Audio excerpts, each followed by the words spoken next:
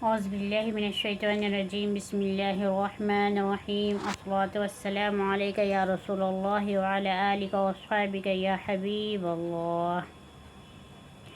آج ہم نئے سال کے بارے میں بات کریں گے۔ اللہ تعالیٰ فرما رہے ہیں نئے سال کے بارے میں کیا حکم ہے۔ حدیثوں میں ہے، قرآن میں تو نہیں ہے۔ اللہ تعالیٰ حرمت والے مہینوں میں فرمائیں گے، رجب کا مہینہ ہے، اس لیے بھی یہ حرمت والا کا مہینہ کہتا ہے۔ رجب کا مہینہ حرمت والا مہینہ ہے۔ یہ ایک ساتواں مہینہ جو بیچ میں ہے یہ رجب کا مہینہ ہے۔ ساتواں ہے 6 7 8 9 نواں مہینہ ہے، تو 8واں مہینہ تو رمضان ہے۔ خیر ابھی ہم دیکھیں گے کون سا مہینہ ہے۔ محرم، صفر، ربیع الاول، ربیع الثانی، جمادی الاول، جمادی الثانی، رجب 7واں مہینہ ہے۔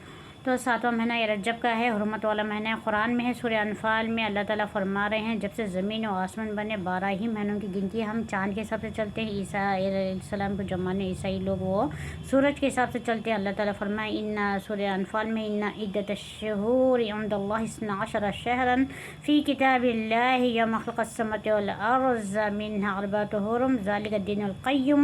بے شک یہاں اللہ کے یہاں گنتی 12 مہینوں کی ہے کہ کتاب میں یہ لکھی ہوئی، لوح محفوظ میں لکھی ہوئی ہے۔ اللہ تعالیٰ فرمائے فی کتاب اللہ، یہ کتاب میں لکھی ہوئی ہے، یہ کتاب میں ہے۔ اور اللہ تعالیٰ یہ بھی فرمائے یوم خلق السماوات والارض منها اربعۃ حرم، یہ زمین و آسمان بنے جب سے ہی 12 مہینے ہے۔ اب نیا سال منانا اسلام تو سیلیبریشن کا ہر ایک جگہ حکم دیتا ہے، سیلیبریٹ کرو، سیلیبریشن کرو، اللہ تعالیٰ دیتا ہے، لیکن متشابہت نہیں ہونا چاہیے۔ جیسا کہ عیسیٰ علیہ السلام ہمارے بھی نبی ہے، ہم ایک ہم اسلامک پہلو سے دیکھیں تو ہم اس میں دعائیں کرنا چاہیے، خیر و برکت کی دعائیں کرنا چاہیے۔ ہماری عمر، ہمارا رات دن کا حساب کتاب کیلنڈر سے ہی ہو گیا آج کے دور میں۔ اسلامک چیزاں تو ہم اسلامک چیزوں کے لیے ہی رکھتے ہیں، اسلامک کیلنڈر تو ہم صرف رمضان کی ڈیٹ معلوم کرنے کے لیے، ذی الحج کی، یا پھر اور تو دوسرا تو نہیں دکھ رہا، یا پھر ذی الحج کے لیے ہی رکھے ہیں۔ یہ بھی بہت بڑی بات ہے، بہت اچھی بات ہے۔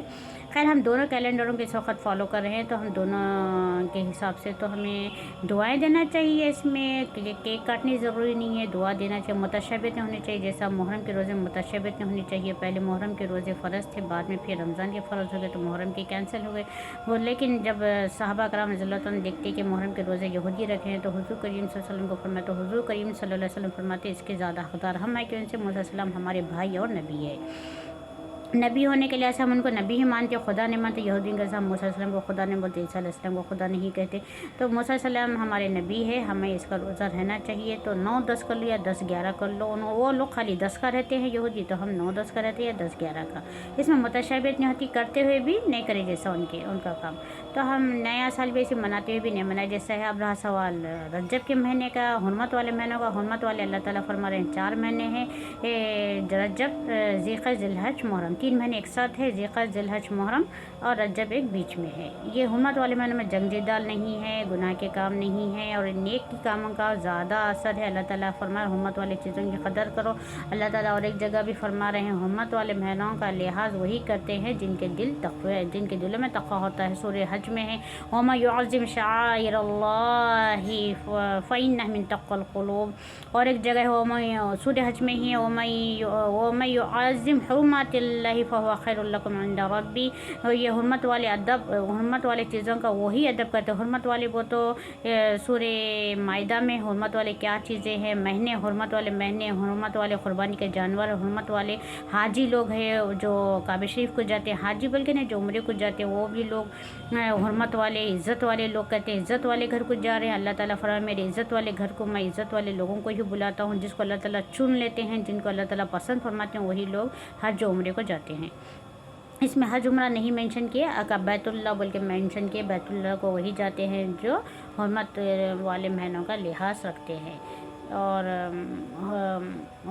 اللہ تعالیٰ واشہر الحرام، حرمت والے 4 مہینے ہیں، ہم فرما دیے حرمت والے مہینوں کا لحاظ کرو، اور حرمت والے چیزوں کا ادب، لحاظ، احترام وہی کرتے جن کے دلوں میں تقویٰ ہے۔ خیر اللہ تعالیٰ ہم سب کے دلوں میں تقویٰ ڈالے، ہم ادب لحاظ میں رہے۔ اللہ تعالیٰ کی ہر چیزوں کا، قربانی کا، جانوروں کا، وہ جانوروں کا بھی جن کے گلے میں پٹے پڑے ہوئے ہوتے ہیں، وہ بھی حرمت والے جانوروں کا ادب کرنے کا حکم ہے۔ جو قربانی کے گوشت کا ادب کرنے کا حکم ہے، اور قربانی کے جانوروں کپڑوں کا ادب کرنے کا حکم ہے۔ یہاں پر تو مینشن گلے میں پٹے تک والقلائد بول کے ہے، مطلب پٹے پڑے ہوئے ہیں، وہ بھی لوگوں کا ادب کرنے کا ہے۔ وہ آمین البیت الحرم، اور وہ لوگوں کا جو حرم کو جاتے ہیں، فضل من اللہ رضوانہ، وہ حرم کو اس لیے جاتے ہیں وہ اللہ تعالیٰ کا فضل اور اللہ تعالیٰ کی رضا چاہتے ہیں۔ اللہ تعالیٰ خود قرآن میں فرما رہے ہیں سورہ مائدہ میں، جو حاجی جو ہمارے بیت اللہ کو جاتے ہیں، آمین البیت الحرم، بیت الحرم رضوان اللہ یبتغون فضل من ربہ و رضوانہ، وہ چاہتے ہیں، وہ اس لیے بیت الحرم جاتے ہیں لوگ، اللہ تعالیٰ فرما رہے ہیں کہ اس لیے جاتے ہیں کہ وہ ہمارا فضل اور ہمارا رضا چاہتے ہیں۔ تو ان لوگوں کا ادب لحاظ کرنا لازم ہے، نہیں کرنے کے اوپر آپ گناہ گار ہوتے ہیں، اس کی سزا ملتی ہے ذلت کی اس میں، کیوں سے آپ عزت والے چیزوں کی ناقدری کریں گے تو ذلیل ہی چھوئیں گے، عام بات ہے، ذلیل چیزوں کی قدر کریں گے تو بھی ذلیل ہی چھوئیں گے، کیوں سے وہ خراب چیزوں کی قدر نہیں کرنا ہے۔ بعض لوگ خراب چیزوں کی قدر کرتے، شرابی ارے نکو بولو بھائی برا، نمازی کو برا بولے تو چلتا، شرابی کو برا نہیں بولنے کا، ایسا ایک ماحول بن گیا ہے۔